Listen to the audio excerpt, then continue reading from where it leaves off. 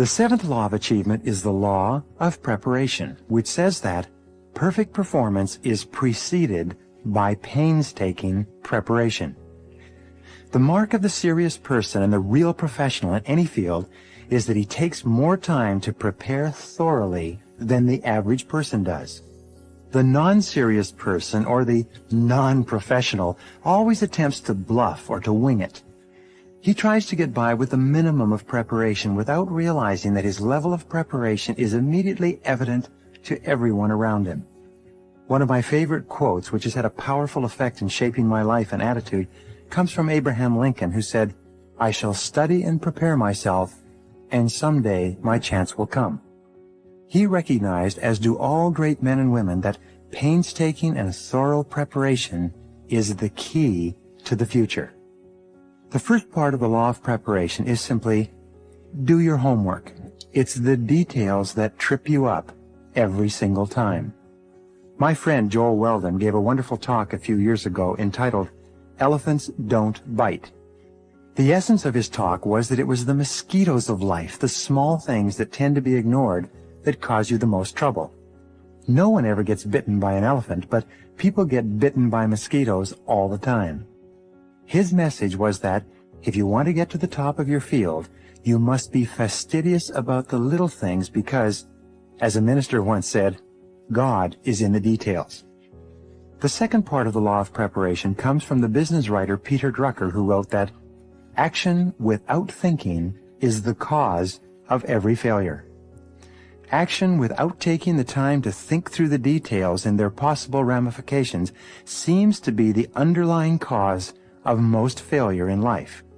The opposite of this statement is that action preceded by thinking and planning is the cause of virtually every success.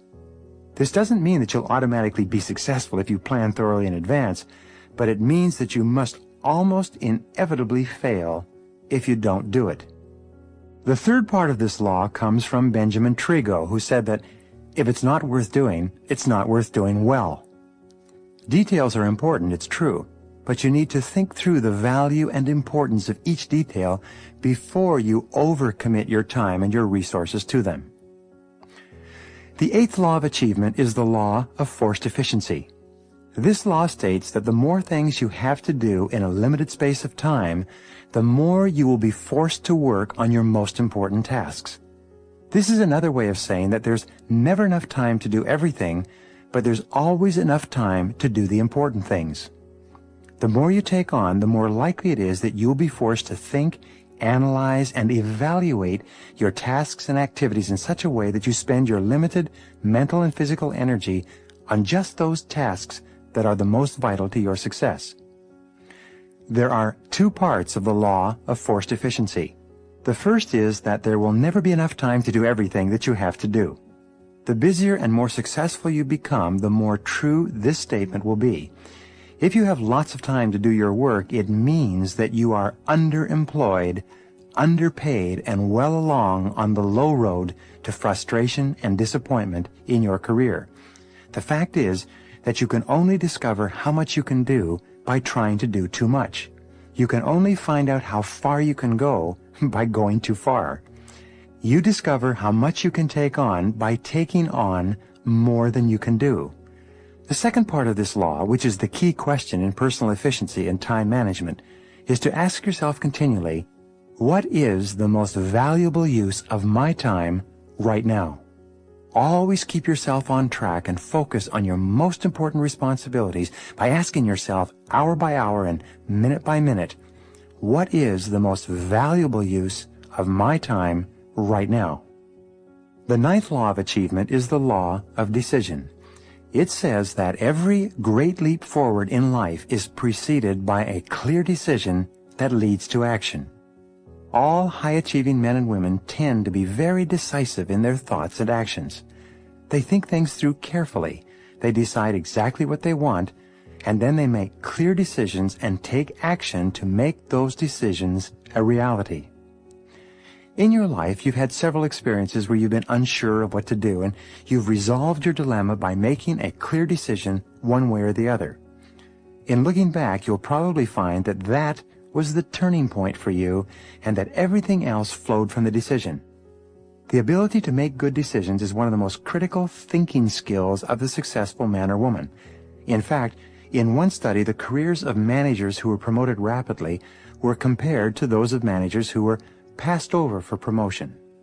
Researchers found the one distinguishing behavior between the two groups was that the more rapidly promoted managers were more decisive in doing their jobs. The interesting fact that came out of this study was that, given written tests with hypothetical problems, both sets of managers were equally accurate in their answers. The more successful managers, however, on the job were willing to make decisions based on their answers, while the unsuccessful managers were afraid to for fear of making a mistake. The very act of being decisive can be the critical factor that enables you to take command of a situation and move ahead more rapidly. We've found that high achievers are not necessarily those who make the right decisions every time, but they are those people who make their decisions right. They accept feedback and self-correct. They take in new information and they change if necessary, but they are always decisive, always moving forward, never wishy-washy or vacillating in their attitudes toward life. The first part of the law of decision is simply this: act boldly and unseen forces will come to your aid. It seems that when you grasp a situation and step forward courageously, a series of unseen forces, most of which are explained by the laws in this program, seem to emerge and help you to achieve your goals. Your very willingness to take action rather than to delay or procrastinate seems to bring universal powers to your assistance. The second part of the law of decision comes from the wonderful book by Dorothea Brande entitled Wake Up and Live. She wrote that the discovery that changed her life and the lives of thousands of others who heard it from her in her public talks was the simple success formula that says, act as if it were impossible to fail, and it shall be. When you imagine that your success will be guaranteed if you simply take action, and you act on that premise, a whole series of forces begins to support you and move you toward the attainment of your desires. So, when in doubt, act as if it were impossible to fail and push forward. The third part of the law of decision comes from the famous Nike commercial which says, just do it. These three words really summarize one of the great formulas for success. Just do it. So, be decisive. Go for it. Take a chance. Act boldly, and unseen forces will come to your aid. The 10th law of achievement is the law of creativity. It says that every advance in human life begins with an idea in the mind of one person. It's ideas that you generate that enable you to solve your problems, overcome your obstacles, and achieve your goals. Ideas are the keys to the future.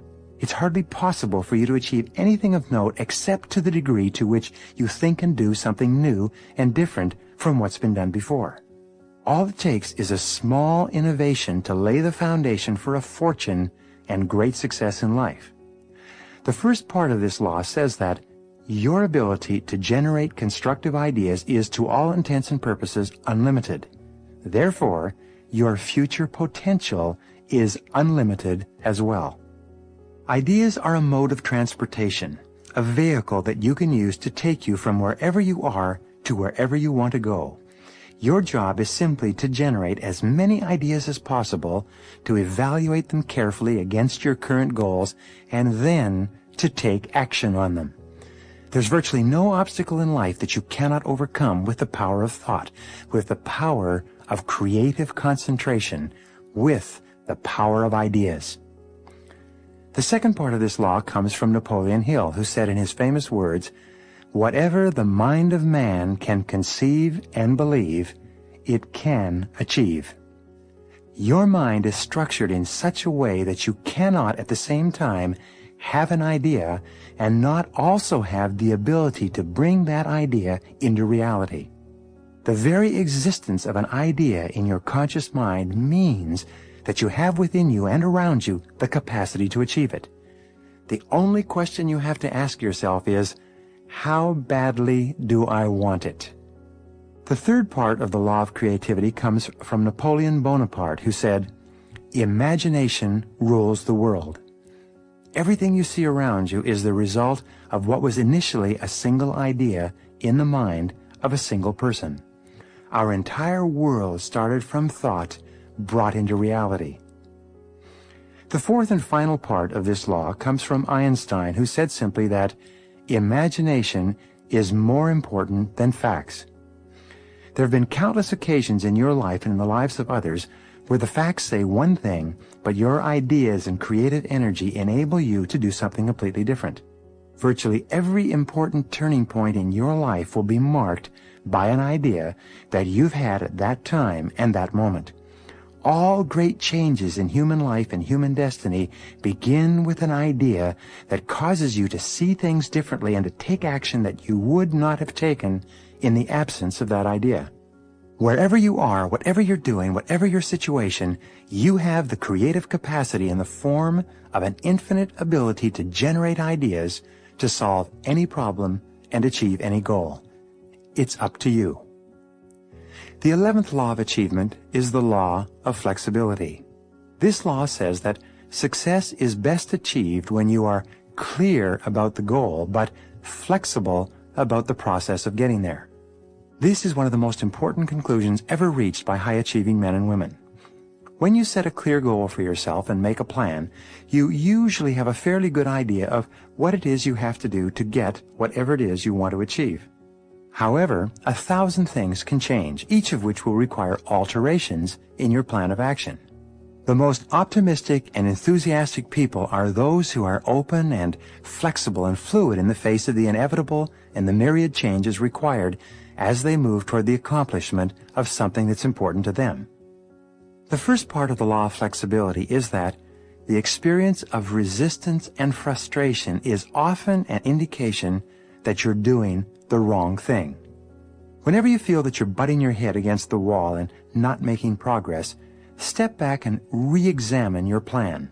Be sure that the goal that you're working toward is still the goal that you desire, and then sit down and make better plans. Take the mentality of a computer programmer. When he designs a computer program, he knows that the program will be full of defects when it's completed. No computer program ever works perfectly the first time it's tried. However, the programmer accepts this as a fact of life and then begins to go back through the program step by step to remove the defects. When the programmer is finished, the program will operate perfectly. By the same token, whenever your plans don't seem to be bearing fruit, look in the mirror. Re-examine your plans and redesign them until you have faultless plans that work and move you forward without anxiety and frustration. The second part of the law of flexibility is that you are only as free in life as the number of developed options that you have available to you. Your freedom and happiness is largely determined by the number of alternatives that you've developed in case your first choice doesn't work. The more thoroughly developed your options and alternatives, the more freedom you have. If one course of action doesn't develop as you expected, you're fully prepared to switch. In my courses on decision-making, once a decision has been reached, I encourage the participants to ask the question, what else would be a good decision in this situation? The very exercise of developing alternatives enables you to think more clearly and can be a major contributor to the level of achievement that you experience. The third part of the law of flexibility is that crisis is change trying to take place. Whenever you're experiencing a crisis or difficulty of any kind, stand back for a moment and ask yourself, what change is trying to take place that is being signaled to me as a result of this crisis? You may be having a crisis in your work, in your personal relationships, with your health, or with your business. In almost every case, a crisis is an indication that something is wrong and that pursuing the same course would be an unwise thing to do. So, what is the change that's trying to take place in your life right now? And the fourth part of the law of flexibility is that errant assumptions lie at the root of every failure. Almost every failure you have will be based on an incorrect assumption that you've made and accepted without question. It's always a good exercise to clarify your assumptions, especially when things aren't going as well as you want. So, what are your assumptions? First, what are your explicit assumptions, the ones you're clearly aware of? And second, what are your implicit assumptions, the ones that you may be accepting without question? What if your most cherished assumptions were wrong? What changes would this dictate? How flexible and fluid would you have to be to redirect your course of action if something that you were assuming as a fact turned out not to be true at all? Whenever you make the right decisions and you achieve your goals on schedule, it's always because the assumptions that you were operating on turned out to be true. Many people go broke in starting their own businesses because they assume that there's a big enough market for the product or service that they propose to offer. They also assume that customers will switch from their current suppliers to them for no other reason than that they are in the marketplace. They sometimes assume that they have the talents and skills and abilities to provide the product or service at a competitive price and still make a profit. Well, your willingness to question your assumptions, to test your assumptions against reality, with the willingness to accept the possibility that you could be wrong, is the kind of attitude that will ultimately lead you to great achievement. Flexibility is considered to be perhaps the most important single quality necessary for success in our competitive society for the rest of the century and into the century beyond. The 12th law of achievement is the law of persistence. This law says that your ability to persist in the face of setbacks and disappointments is your measure of your belief in yourself and your ability to succeed. Persistence is the iron quality of success. Sometimes your willingness to persist is your greatest asset and is the quality that separates you from everyone else. Sometimes the strongest thing you have going for you is your ability to persist longer than anyone else. The first part of the law of persistence is simply that persistence is self-discipline in action. It's when you face the inevitable setbacks and delays and disappointments and temporary defeats, and you continue to persist in spite of them, that you demonstrate to yourself and others that you have the character of self-discipline and self-mastery that is absolutely indispensable for the great success that you desire. Churchill summarized the second part of the law of persistence when he said, "Never give up. Never, never give up." Churchill believed, and he proved throughout his lifetime, that bulldog tenacity in the face of what appeared to be overwhelming defeat was often the critical quality that turned that defeat into victory. Earlier I mentioned that intense, burning desire is absolutely essential to the overcoming of obstacles and the achieving of great goals.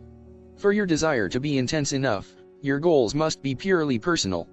They must be goals that you choose for yourself, rather than goals that someone else wants for you, or that you want to achieve to please someone in your life. In goal setting, for the process to be effective, you must be perfectly selfish about what is that you really, really want for yourself. This doesn't mean that you cannot do things for other people, either at home or at work. This simply means that, in setting goals for your life, you start with yourself, and work forward. The great question. One of the most important questions in goal setting is this: what do I really want to do with my life? If you could do or be or have anything at all in life, what would it be? Remember, you can't hit a target you can't see. You should return to this question, over and over again, in the months and years ahead. What do I really want to do with my life? In determining your true goals, you start with your vision, your values, and your ideals. When you begin, these will often feel a bit like fantasies, detached from reality. However, now your job is to make them concrete, like designing a dream house on paper. You start with your general goals and then move to more specific goals. 1. What are your 3 most important goals in your business and career, right now? 2. What are your 3 most important financial goals right now? 3. What are your 3 most important family or relationship goals, right now? 4. What are your 3 most important health and fitness goals, right now? The flip side of the above questions is for you to ask, what are my 3 biggest worries or concerns in life, right now? What bothers you, worries you, concerns you, and preoccupies you, in your day-to-day life? What aggravates or irritates you? What is robbing you of happiness, more than anything else? As a friend of mine often asks, where does it hurt? Once you have identified your biggest problems, worries, or concerns, ask yourself. 1. What are the ideal solutions to each of these problems? 2. How could I eliminate these problems or worries immediately? 3. What is the fastest and most direct way to solve this problem? In 1142, William of Ockham, a British philosopher, proposed a method of problem solving that has come to be referred to as Occam's razor. This way of thinking has become famous and popular throughout the ages. What Occam said was that the simplest and most direct solution, requiring the fewest number of steps, is usually the correct solution to any problem. Many people make the mistake of overcomplicating goals and problems.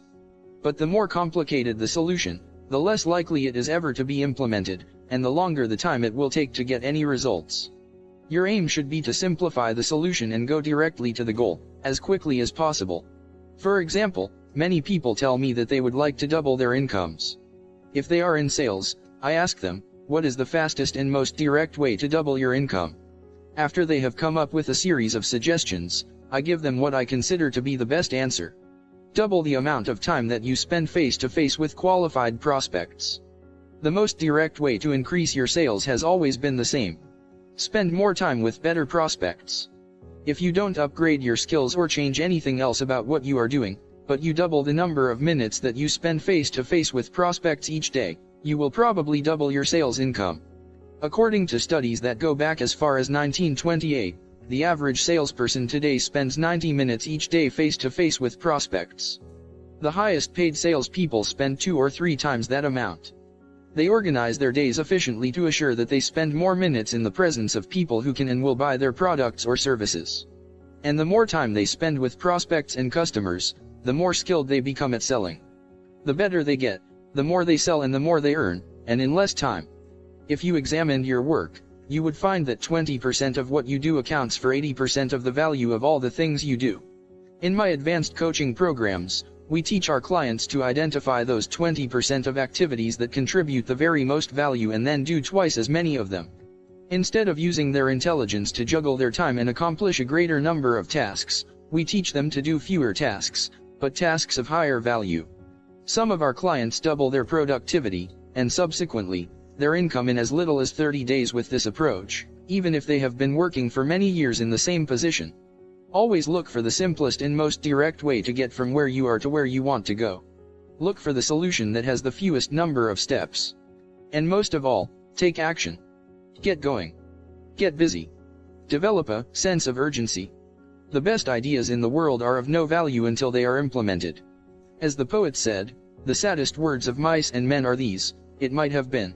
In determining your true goals, use the magic wand technique.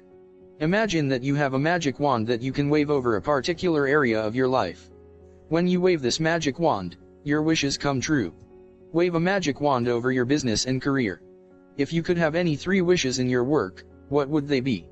Wave a magic wand over your financial life. If you could have any 3 wishes in your financial life, what would they be? Wave a magic wand over your family life and your relationships. If you could have any 3 wishes in this area, what would they be? If your family life were ideal in every respect, what would it look like? Wave a magic wand over your health and fitness. If you could have any 3 wishes with regard to your body and your physical well-being, what would they be? If your health were perfect, how would it be different from today? Wave a magic wand over your skills and abilities. If you could have any 3 skills or abilities, developed to a high level, what would they be? In what areas would you like to excel? The magic wand technique is fun on the one hand, but quite revealing on the other. Whenever you imagine that you have a magic wand, your true goals in that area emerge. You can also use this exercise for other people who are not sure about what they want or where they are going. It is amazing what comes out when you ask this question. Here is another goal-setting question that reflects your true values. Imagine that you went to a doctor for a full medical checkup. Your doctor calls you back a few days later and says, I have good news for you and I have bad news for you. The good news is that, for the next 6 months, you are going to live the healthiest and most energetic life you could possibly imagine. The bad news is that, at the end of 180 days, because of an incurable illness, you will drop stone dead. If you learned today that you only had 6 months left to live, how would you spend your last 6 months on Earth? Who would you spend the time with? Where would you go? What would you strive to complete? What would you do more of, or less of? When you ask yourself this question, what comes to the top of your mind will be a reflection of your true values. Your answer would almost always include the most important people in your life. Very few people in this situation would say, well, I'd like to get back to the office and return a few phone calls. In setting your true goals as an extension of imagining that you have no limitations, make up a dream list. A dream list is a list of everything you would like to be, have, or do in your life, sometime in the future, if you had no limitations at all. Mark Victor Hansen, co-author of Chicken Soup for the Soul, recommends that you sit down with a pad of paper and make a list of at least 100 goals that you want to accomplish in your lifetime. Then imagine that you have all the time, all the money, all the friends, all the abilities and all the resources necessary to achieve these goals. Let yourself dream and fantasize. Just write down everything that you would like to have as if you had no limitations at all. The amazing discovery you will make is that, within 30 days after writing out this list of 100 dreams, remarkable things will begin to happen in your life, and your goals will start to be achieved, at a rate that you cannot even imagine today. This seems to happen to virtually once they have written down at least 100 goals. You should give it a try. You could be amazed at the results. Here is another goal-setting question: if you won $1 million tomorrow, cash, tax-free, how would you change your life? What would you do differently? What would you get into or out of? What would you do more of or less of? What would be the first thing you would do if you learned today that you had just received $1 million cash? This is a way of asking the question, how would you change your life if you were completely free to choose? The primary reason that we stay in situations that are not the best for us is because we fear change. But when you imagine that you have all the money that you will ever need, to do, or be whatever you want, your true goals often emerge. For example, if you were currently in the wrong job for you, the idea of winning a large amount of money would cause you to think about quitting that job immediately. If you were in the right job for you, however, winning a lot of money would not affect your career choice at all. So ask yourself, what would I do if I won $1 million cash, tax-free, tomorrow? Here is another question to help you clarify your true goals: what have you always wanted to do but been afraid to attempt? When you look around your world, and you look at other people who are doing things that you admire, what have you always wanted to do is? Well, but you have been afraid of taking the chance. Have you wanted to start your own business? Have you wanted to run for public office? Have you wanted to embark on a new career? What have you always wanted to do but been afraid to attempt? In setting goals for your life, short and long term, you should continually ask yourself, what do I most enjoy doing, in each area of my life? For instance, if you could do just one thing all day long in your work, what would it be? If you could do any job or full-time activity all the time, without pay, what would it be?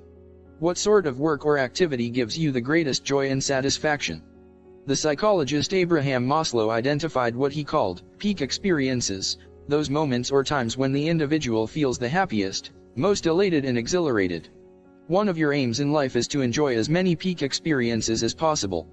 You achieve this by thinking back and identifying those moments of peak experience in your past, and by imagining how you could repeat them in your present and future.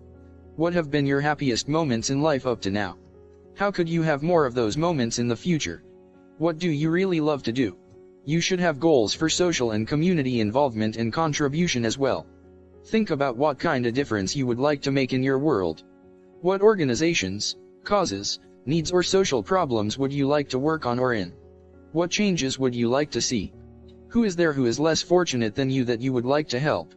If you were independently wealthy, what causes would you support? Most of all, what could you do today to begin making a difference in your world? Don't wait until some future date when everything will be ideal. Instead, start today in some way. One of the most important areas of goal setting is your financial life. If you could earn and accumulate all the money you need, you could probably achieve most of your non-financial goals faster and easier than you can today. If your life were ideal, how much money would you like to earn each month, each year? How much would you like to save and invest each month and year? How much would you like to be worth sometime in the future? What sort of estate would you like to accumulate by the time you retire, and when would you like that to be? Most people are hopelessly confused about their financial goals, but when you become absolutely clear about them for yourself, your ability to achieve them increases dramatically. When you are absolutely clear about what you want, you can then think about your goals, most of the time. And the more you think about them, the faster they will materialize in your life. This process of asking yourself questions about your goals in each part of your life begins to clarify your thinking and make you a more focused and definite person. As Zig Ziglar says, you move from being a wandering generality to becoming a meaningful specific. Most of all, you reach the point where you can determine your major definite purpose in life. This is the springboard for great achievement and extraordinary accomplishment. Your major definite purpose will be the topic of the next chapter, and how to achieve it will be the subject of the chapters to come. Determine your true goals. 1. Write down your 3 most important goals in life right now. 2. What are your 3 most pressing problems or worries right now? 3. If you won $1 million cash, tax-free, tomorrow, what changes in your life would you make immediately? 4. What do you really love to do? What gives you the greatest feelings of value, importance, and satisfaction? 5. If you could wave a magic wand over your life and have anything you wanted, what would you wish for? 6. What would you do? How would you spend your time, if you only had 6 months left to live? 7. What would you really want to do with your life, especially if you had no limitations?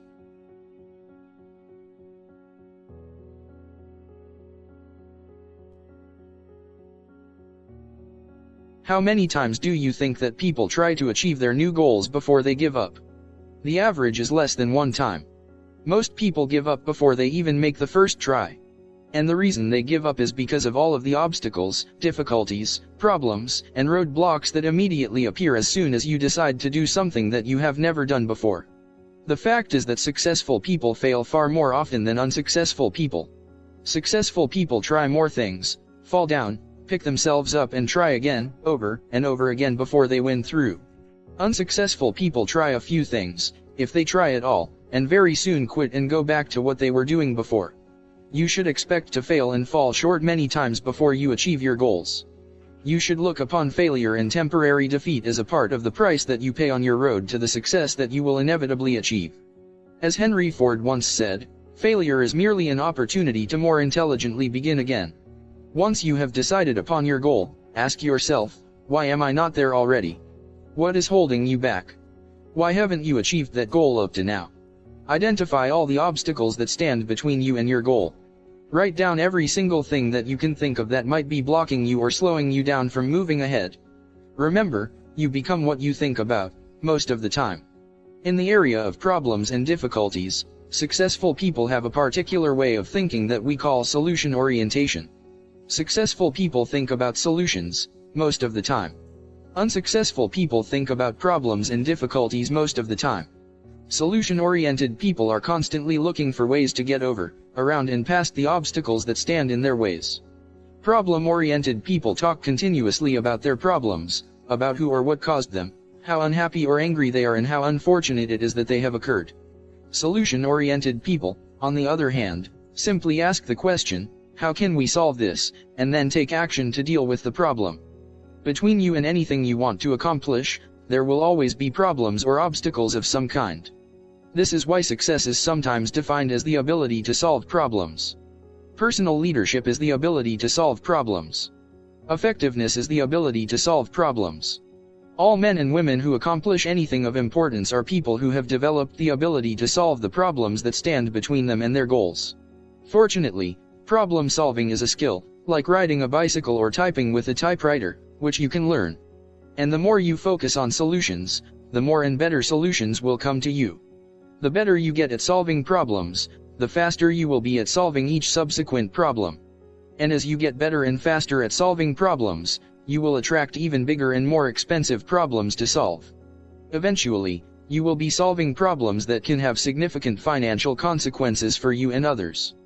This is the way the world works. The fact is that you have the ability to solve any problem or to overcome any obstacle on the path to your goal, if you desire the goal intensely enough. You have within you, right now, all the intelligence and ability you will ever need to overcome any obstacle that could possibly hold you back. One of the most important breakthroughs in thinking in the last few decades was described by Elihu Goldratt in his book The Goal as the theory of constraints. This theory says that, between you and anything you want to accomplish, there is a constraint, or limiting factor, that determines how fast you get to where you want to go. For example, if you are driving down the freeway and there is traffic construction that is narrowing all the cars into a single lane, this bottleneck, or choke point becomes the constraint that determines how fast you get to your destination. The speed at which you pass through this bottleneck will largely determine the speed of your entire journey.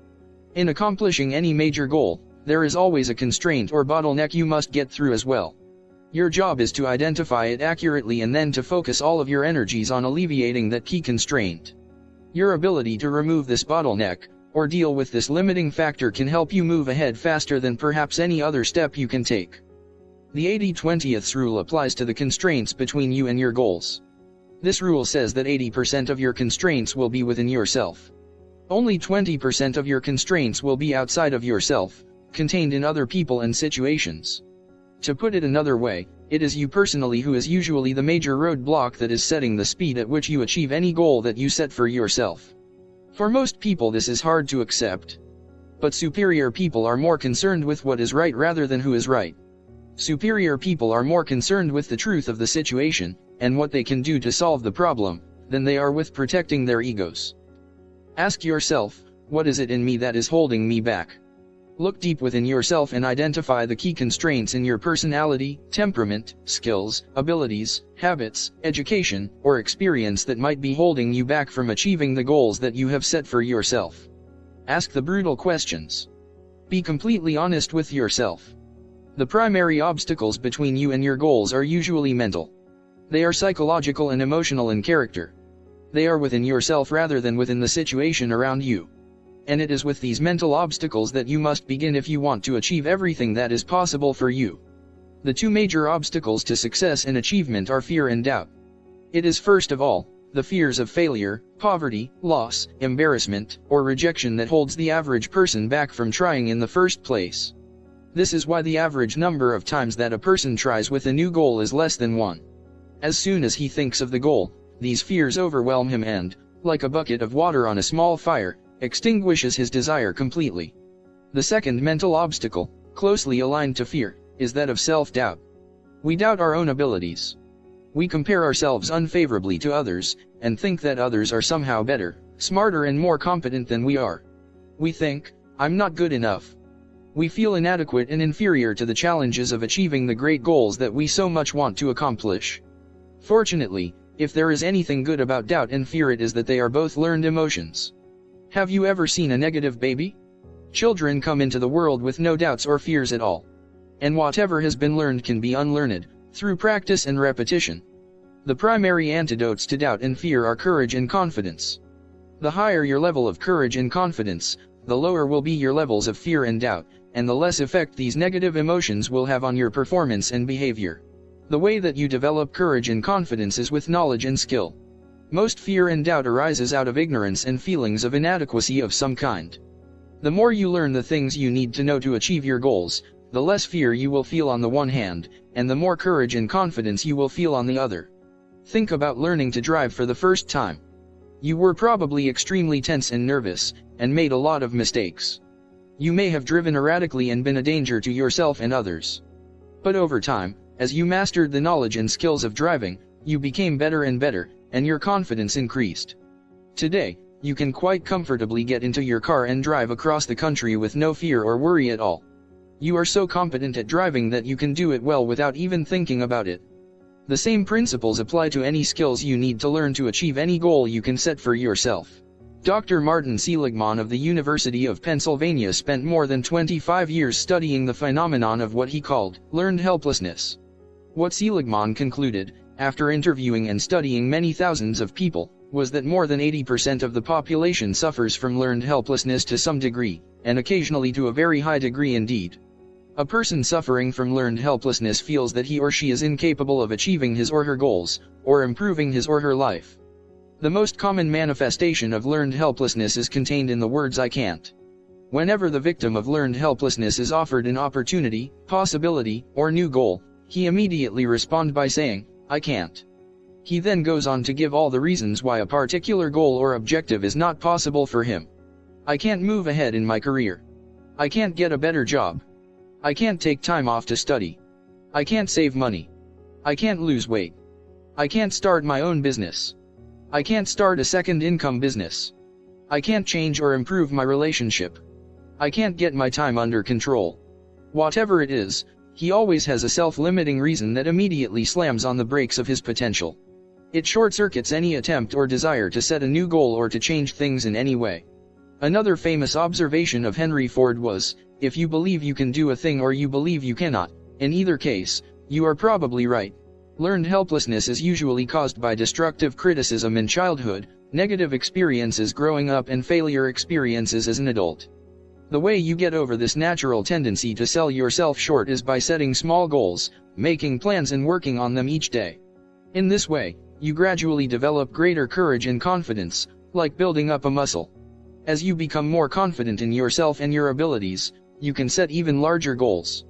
Over time, your doubts and fears will weaken and your courage and confidence will grow and become the dominant force in your thinking.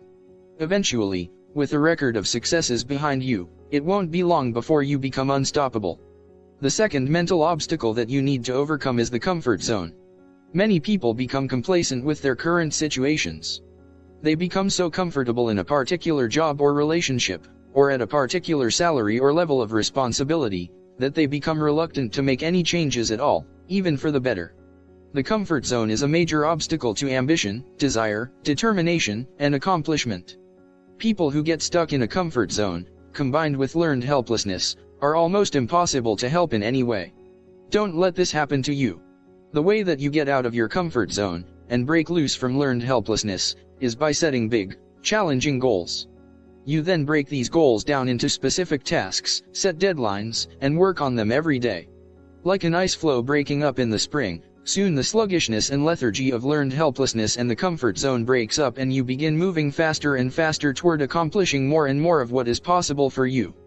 Once you have made a list of all the obstacles that are standing in the way of your achieving your major goals, organize the obstacles by priority. What is the largest single obstacle? If you could wave a magic wand and remove one major obstacle from your path, which one obstacle, if removed, would help you the most in moving ahead more rapidly? Management consultant Ian Mitroff has an interesting set of observations with regard to problem solving and the removal of obstacles. He says that, whatever the problem, define it several different ways before you attempt to solve it. Beware of any problem for which there is only one definition, or only one solution. When you ask the question, with regard to your goal, why am I not there already, what answer comes to mind? What is holding you back? What is standing in your way? It is at this point that you have to drill down to determine the correct obstacle before you begin taking steps to remove it. You do this by asking the question, what else could be the problem, after each definition of the problem. In my work with corporations, or with individuals, we start off with the goal of doubling our profits or doubling our income. I then ask, why is it that our profits or our income are not twice as high already? By repeated questioning, we often come up with an answer that is quite different from the obvious answer. Here is an example of the questioning process. We are not making enough sales. What else could be the problem? Our individual sales are not large enough per customer. What else could be the problem? Our advertising is not attracting enough customers. What else could be the problem? As you can see, whichever of these obstacles turns out to be the correct problem will require a completely different course of action to solve it. If we don't have enough sales, our solution is to increase the number of sales. If our sales are not large enough per customer, our solution is to increase the size of sale per customer. If our advertising is not drawing enough customers, our solution is to improve the quality of our advertising in some way. You could say, our customers are not buying enough from us. What else could be the problem? Our customers are not buying frequently enough from us. What else could be the problem? Our salespeople are not selling enough to our customers. This could lead to totally revamping the quality of the sales force through better recruiting, training and management. What else could be the problem? Our customers are buying too many of our products from our competitors. What else could be the problem? Our competitors are selling too much of their products to our customers. This answer forces you to ask, what value or benefit do our prospective customers see in purchasing from our competitors? How could we offset this perceived benefit? What else could be the problem? We are not making enough profit on our sales. What else could be the problem? It costs us too much to make each sale. What else could be the problem? And so on. Each new definition of the problem suggests different ways that the goal of increased sales or profitability could be achieved. In the business book, The McKinsey Way, describing the management consulting practices of McKinsey & Company, the authors point out that one of the greatest wastes of time and money is in applying the wrong solution to the wrong problem in the first place. This can apply to your problems and obstacles as well. By identifying the constraints or reasons that you are not achieving your personal income goals, each definition leads to a different set of solutions. They require that you think in different ways. In your personal life, it is the same. The accuracy with which you identify the obstacles or bottlenecks that are holding you back will determine the appropriateness of the various steps that you can take to remove or alleviate those obstacles.